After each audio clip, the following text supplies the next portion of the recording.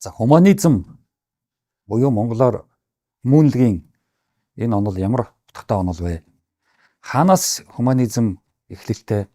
Яагаад гуманизм хүн төрөлхтөнд ингэж их өндөр хөгжил дэвшлийг авчирваа гэсэн асуулт зайлшгүй тавигдах ёстой. За дундад зууны үед 15 дугаар зуунд Европ төвд том гуманизмын онолтнууд гарч ирж хүний тухайн анх асуултууд тавьж исэн үе. За энэ үед Европт дундад зууны бурхан шашны асуудал нилээд суларч ер нь дандаа бурхан ярьж бурханы заасан замаар амьдрахтай биш, хүн ер нь өөрийнхөө хүссэн амьдралаар амьдрах бас боломжтой байжтэй.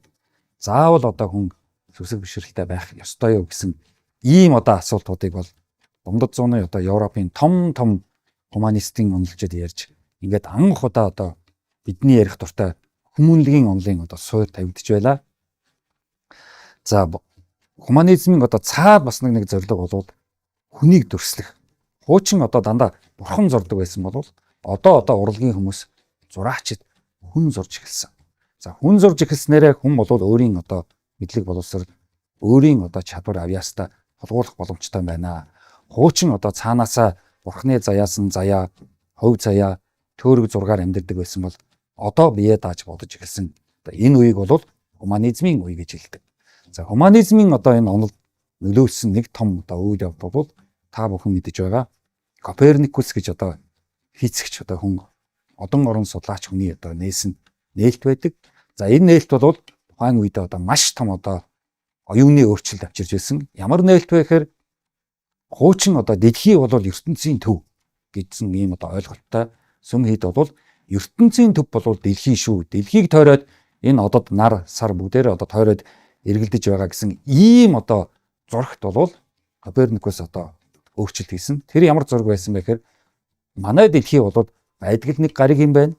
За нар бол бас окторгуйд эргэлдэж байдаг олон оддуудын нэг л од юм байна гэдгийг тодорхойлж, за нөгөөтэйгөр нарыг бол дэлхий тойрдог юм байна. Дэлхийг нар тойрдог юм байна гэсэн ийм гуманизмын том ололт дэвшлийг бол нээж. За энэ үед бол хамгийн гуманизмын оргил үе бол хүн ерөөсөө чадах юм байна, мэдэх юм байна, бодож болдго юм байна. Тэрнээс бүх зүйл бол бурхны бүтээл биш юм байна гэсэн ийм ойлголт руу хүрж, за ингээд хүн бол өөрийнхөө бүтээл болох гуманизмын онолын том эхлэл бол дундад зууны үед бол Европод тавигдсан. За яагаад гуманизм ингэж хүчтэй гарч ирсэн бэ гэхээр ерөөсөө хүн гэдэг бол бие бол төрөхөд заяадаг. Хүний бие бол ээж аваас төрсөн бие. За энэ үе бол сайхан бие, эрүүл хиний Микеланжелогийн зурсан зураг байдаг шүү дээ. Нэг буурал цагаан сахалтай өвгөн бие хаасайтай залуу эрд хуруугаараа хоёлаа хуруугаа нийлүүлээд за ингээд уулзалж байгаа ийм алдартай зураг байдаг.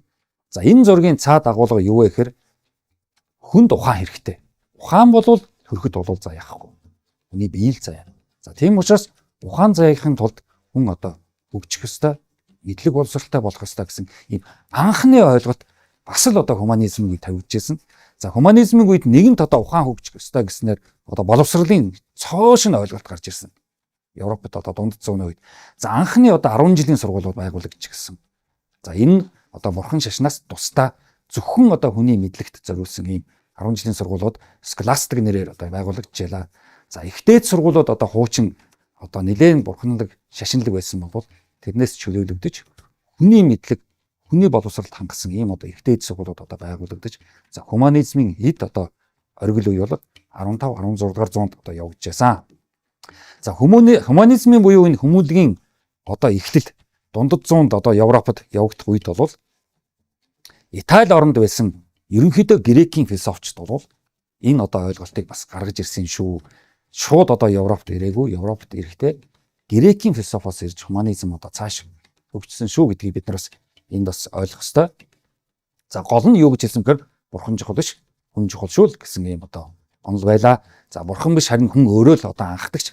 Бүх юмний анхдагчийг тухайн үед бурхан гэдэг байсан бол гуманизмын үед бол бүх юмний анхдагч бол хүн та өөрөө шүү гэдэг ийм гуманист үзэл бол анх гарч ирж байлаа.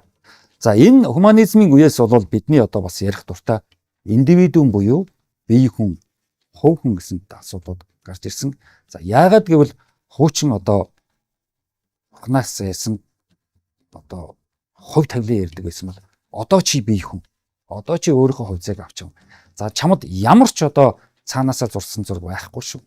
Чи өөрөө тэр одоо өөрийнхөө л эзэн шүү гэсэн ийм шин зураг гарч ирсэн бол гуманизмын үед бас нэлээд одоо юу авчирч ирсэн одоо зөрчил.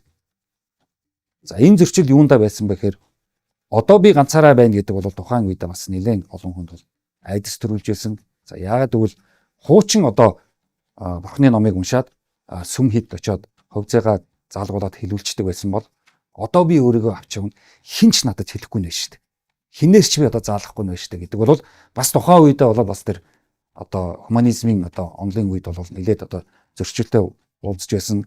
За нөгөө тэгвэр деваажин байхгүй юм байна шүү дээ гэдэг асуудал гарч ирэхэд бол гуманизмын одоо онолтой бас их одоо нэлээд одоо зөрчил авчирсан. За энэ бол ерөөсөө одоо хойд нас гэж байхгүй юм байна шүү дээ гэдгийг бүлээн зөвшөөрөхөд маш их хэцүү байсан. За яагаад бол олон зуун жил одоо сүм хийдийн амьдралаар хон шашны амьдралаар амьдэрсэн ард иргэд өнөөдөр одоо ямар ч деваажин байхгүй юм байна. Жаргалын төлөө одоо явж деваажинд очино гэж хэлсэн чинь тэр одоо хэрэггүй боллоо. За одоо гинт хэрэг хийж муу үйлдэл хийвэл тамд очино гэдэг бас байхгүй боллоо гэсэн ийм одоо асуудлууд гарч ирж зөвхөн одоо энэ ертөнцид энэ дэлхийн амьдралаар төвлөрч амьдрал энэ амьдралаар сайхан амьдрал дараа нь ямар ч одоо амьдрал байхгүй шүү гэсэн гуманизмын энэ онол бол за одоо хүн төрөлхтөнд бол асар том одоо өөрчлөлтийг авчирсан. За энэ бол одоо оюуны одоо том хувьсгал. За яагаад гэвэл эндээс л ихэж ер нь хүн төрөлхтөн бол одоо хөгжлийн замдаа орсон. За энэний бас нэг том одоо жишээ бол анх удаага ном үйлдвэрлэгдэж эхэлсэн. Тэрнээс өмнө бол ном гэж байгаагүй. Ард түмэнд ямар ч ном одоо очтгүй байсан. Ганцхан л одоо уншдаг ном байсан. Тэр бол Библи. Та бүхэн мэдж байгаа. Европт бол одоо Христийн шашны Библи ганц уншдаг ном, өөр ном уншдаг байсан. За одоо гуманизмын үед бол философичд том одоо онолчдын номнууд хэвлэгдэж гарч ном одоо ард түмний гард зүгээр л одоо очдог болсон. Урд нь бол зөвхөн оюуны одоо хүмүүс ном явдаг байсан бол одоо зүгээр иргэн хүн жирийн ард түмэн одоо ном аваад ном унших. За ялангуяа бичиг үсэгтэй болох одоо асуудал бол гарч ирсэн. За гуманизмын одоо хамгийн анхны одоо зорилго бол хүн бүр бичиг үсэгтэй болох. За дундад зуунд бол Европ бол тэр чигээр одоо бичиг үсэггүй байсан. За ингээд 15 6 дугаар оноос бол одоо бичиг үсэгтэй болох одоо маш том одоо үйл ажиллагаа эхэлсэн. За ингээд бол хүн бол өөрөө хөгжиж өөрийгөө авч явах ийм одоо гуманизмын цаг үе эхэлсэн. За яагаад ном унших вэ гэсэн одоо бас том асуудал гарч ирсэн. Яагаад бол тухайн үед одоо ном аваад хүн болвол унших одоо энийг ойлгох тийм асуудал гарч ирсэн. Тэр бол тийм ч одоо амар биш.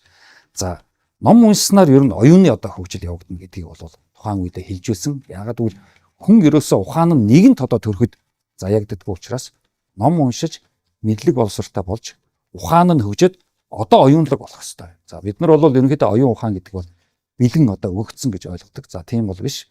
Хүн одоо ном уншиж мэдлэг боловсралтай болоогүй цагт ухаан хэрэгтэй. Эзээч оюун чухам байна гэдгийг гуманистууд одоо тухайн үед хэлжсэн. За сүшиг бишрэл хүн одоо дагах, хүний үгэнд итгэх, ер нь одоо хитэх одоо даган баясах бол гуманистуудын одоо гол одоо шүүмжилж байсан зүйл ном уншиж ойлгоод өөрөө өөрийнхөө одоо бүтээл болж амьдрах чухал шүү гэж одоо гуманистууд хэлж байна. За нөгөө тэгвэр гуманистуудын хэлжсэн одоо оюунлаг болоход нэг чухал үйл явдал. Яагаад ном уншиж байгаа юм бэ? Ерөөсөө ном уншихаараа хүн бол шүүмжлэлтэй болж эхэлдэг. Юм болгоныг хүлээн зөвшөөрч, юм болгонд одоо итгэж үнэмшиж буруу замаар одоо будаад ирэхгүй. Харин шүүмжлэлтэй хандаж асуудаг болох. Цаад агуулгыг одоо ойлгодог. Одоо болоход бол ном хэрэгтэй гэж одоо бас гуманистууд хэлжсэн. За ингээд гуманизмын одоо хоёр дахь том бол ном уншиж хин тулд бичиг үсэгтэй болох байсан. За мэдээж одоо бид нар энэ гуманизм гэсэн ийм одоо хүн төрөлхтний том одоо онлын асуудлыг ярьж байгаа тул бас Монгол орн за монголчууд бид нар энэ гуманизм гэсэн ойлголттой одоо яаж танилцж яаж үнийг одоо ойлгож хизээ ер нь монголчууд бид нар гуманизмтай танилцваа гэсэн бас нэг асуулт тавих хэрэгтэй. За ер нь бол бид нар бол мэдээж одоо дундад 15 дугаар зуунд тэр Европод гуманизмын тэр том хөдөлгөөн явж байхад бол бид бол тэндээс бол хол байсан. За Монгол оронд бол ерөнхийдөө одоо буддын шашин эхэлж исэн, төвдөөс орж ирж исэн. За гуманизм биш харин одоо шашин орж ирж байлаа. За нөгөө тэгвэр одоо гуманизмыг ганц одоо монгол хүнд одоо танилцж гуманизмтай одоо ойртоход одоо хойд хөрш Орос орн бол босолсон. За эхлээд бол хятадууд бол гуманизмын зарим зүйлийг бол монгол оронд одоо ардын хувьсгалын дараа социализмын үед оруулж ирж байсан. За үүний дараа бол Оросууд бол маш хүчтэйгээр одоо гуманизмын ойлголтыг монгол оронд авчирсан. За ингээд гуманизмтай одоо бид нар 20 дугаар зууны ихээр одоо анх удаага танилцсан. Одоо Европоос 500 жилийн хойно бол бид гуманизмтай танилцж байлаа. За ингээд анх удаага одоо монгол хүн бол бүгдээрээ нийтээр одоо бичиг үсгтэй болж байлаа 50 60-аад оны үед. За монгол хүн анх удаага одоо ном уншиж номын сантай хүртэл одоо болж исэн. Та бүгд одоо мэднэ 70 80-аад оны одоо социализмын үеийн зургийг харахад бол Улаанбаатар аймгийн төв, сумын төвүүдэд бол маш их одоо номын сонгууд байгуулагдаж ном унших хөдөлгөөн бол улс орондоо одоо өрнөж байлаа. За ингээд номыг одоо орчуулахын тулд зохиолчдын одоо хороогноос өсвөлээд одоо орчуулгын мэрэгжлийн одоо хүмүүс хүртэл одоо бэлдэж байсан.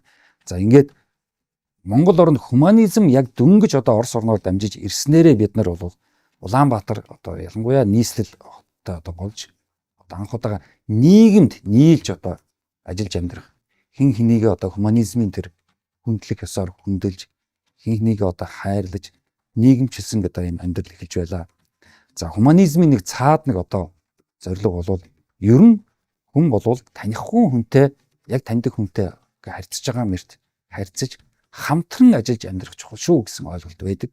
За гуманизм анх үед одоо орж ирж танихгүй хүмүүстэй ажиллаж амьдраа гэж ингэ шаардж явах үед бол монгол хүнд бол хэцүү байсан. Яагад бол бид нар бол угаасаа одоо хөдөө нүүдэлчин мал аж ахуйн амьдралаар амьдарч байсан учраас ээж аавтайгаа их дотн байдаг. За баг одоо ээж аваасаа өөр хүнд бол итгэж өмнөх тэр үед бол одоо 30-40 оны үед бол тийм ч амар байгаагүй. За нөгөө төгөр монгол хүн бол харьцангуй нутгассан цөөхөлөө одоо амьдардаг учраас нутгийнхаа хүмүүсийг бол бас их ойр дотн одоо хүлээн зөвшөөрж хүлээж авдаг.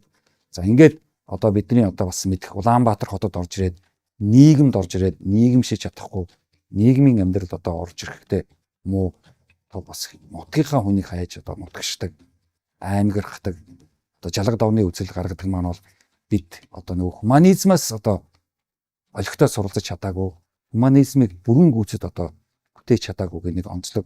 За та бүхэн мэдж байгаа одоо социализмын дараа арчлаг хэлэхэд бол бүр одоо юу нөгөө гуманизм ярих гуманизмын бүр эсрэг одоо мухар сүсэг хон шашны асуудал бол эргээд одоо маш их одоо дэлгэрч хүмүүс бүр харин мэдлэг боловсрал ярьж ном уншихаасаа цухтааж бөөрөө явах мухарсаг руу явах ийм одоо үйлдэлүүд явж байгаа бол гуманизм эргээд одоо Монгол оронд алга болчлоо гэсэн ийм одоо ойлголтыг болгоод би болоод энэ одоо бас нэлээд хийе гэж бодож байна. За яагаад гуманизм хэрэгтэй гэвэл гуманизм ерөөсөө хүнд эрхчлээ авчирдаг. Анх удаа дундад зууны үед Европод гуманизм одоо хөгжснөөр эрхчлөөтэй болчихсон шүү дээ. Эрхчлөө гэдэг чинь юу юм? Ноён байхгүй, хаан байхгүй, дээрх хүн заахгүй, хүний хийснээр амьдрахгүй, хувь заяанда найдахгүй, ээж аавдаа одоо хоригдож баригдахгүй, би өөрөө хувь хүн, би өөрийнхөө хүссэн амьдралаар амьдрна гэсэн энэ эрхчлөө бол уул нь бол одоо социализмын үед нэлээд дэлгэрч байгаад за өнөөдөр одоо арчлын үед энэ бол алга болсныг та бүхэн мэдж байгаа. За хоёрдугаар тэгшэрх бол гуманизмын одоо гол зорилго байдаг. За гэтэл өнөөдөр бид нар одоо монголчууд бол тэгшэрхийг бол ерөнхийдөө мартсан, ерөнхийдөө дээдэст дуртай, сайд дарга нарыг одоо шүтсэн, улс төрийн одоо янз бүрийн цол хэрмгийг одоо шүтсэн, хувийн амьдралаараа амьдрах юм боломжгүй заавал нэг хүний одоо хажууд очиж сүүдэрт нь явж нэг ажил амьдралаа залгуулдаг. Эсвэл заавал нэг улс төрийн намд орж одоо нэг гишүүн болж иж амьдралаа залгуулдаг юм гуманист биш. Одоо энэ human гуманизмын биш юм одоо амьдрал руу бид нар орж ирж байгаа бол бас харамсалтай. Ер нь энэ цол хэрэгэм, ноёд феодал, дээдэс, хаад энэ төр гэсэн энэ үгнүүдээс бол бид нар өнөөдөр орчин үед бол зайлсхийх ёстой. Өнөөдөр бид нар орчин үед хувь хүн, бие хүн, эргэн хүний тухай ярих болохоос ш одоо хэн нэгэн одоо дээдэс юм уу доодос эмзэг үлэг гэх мэтлэн ийм одоо хүнийг гуманизмыг одоо үүсгэсэн хүмүүнлэгийг өгөөсгсөн ийм сэдвүүдэд ярих бол өнөөдөр цаг үе болоогүй. Хитрхи одоо бас өнгө хэлбэр төрсөн бид нар одоо итгэж байгаа юм бол гуманист одоо биш шин чанар. За ер нь нийгэмд бол худлаа ярьсан, хүмүүсийг хуурсан, молигдсон, залилсан ийм одоо хүмүүс бол олон бий гэдгийг бол бид нар бол маш сайн одоо ойлгож тэр бүгдээс болгоомжилж явах хэрэгтэй. Ялангуяа одоо нийгэмд бол өнөөдөр бөө нэрийн дор, лам нэрийн дор бол хотлоо одоо ярьж хуманист биш хүний одоо ажил амьдралыг балалсан ийм хүмүүс бол одоо олон байна гэдгийг бид нар бас мэдэх ёстой. За хуманизмын гол одоо цаад зорилго бол хүн хувьхан ерөөсөө ямар хүсэл эрмэлзэлтэй, ямар зорилготой тэрэндээ л өөрөө одоо хүрч амьдрах чухал шүү дээ. Нэгэнт энэ ганц олдж байгаа амьдрал болоод хүн бол хүсэл мөрөөдлөө биелүүлэхгүй явж байгаад одоо амьдралыг дуусна гэдэг бол харамсалтай. За тохиолдолд бол одоо битээ одоо учир утга өгж байгаарэ гэж одоо хэлэх байна нэгдүгээр. За хоёрдугаарт юм бол цаанаасаа зүйл гэж юусоо байхгүй шүү. Зураг төрөг гэж байхгүй шүү. Хүн өөрийнхөө л одоо бүтээл болох тэр эрхчлөөт амьдралаа одоо эдэлж амьдраараа. За ер нь бол амьдрал бол тэр чигээр одоо боломж хэрвээ бид нар хувь зээ яриад хувь тавилан зураг төрөг яриад их юм бол бид нар амьдралын боломжгүй болчих. Тийм учраас тэр бүгдээс салж бодох юм бол салж чадвал биднэрт одоо амьдралын маш их боломж олдно. Хүн бүрт одоо маш их боломж бий. Ийм одоо нийгмийг л одоо бид нар одоо ойлгож хуманизмыг дахиад бид нар одоо нэг зөв ойлгож хүмүүнлэг одоо ийм нийгмээ бол бас дахиад одоо байгуулж хуманист одоо болцоохын төлөө өнөөдрийн одоо энэ одоо лекцийн гол одоо сэдэв байлаа. За тэгээд анхаарал тавьсанд баярлалаа.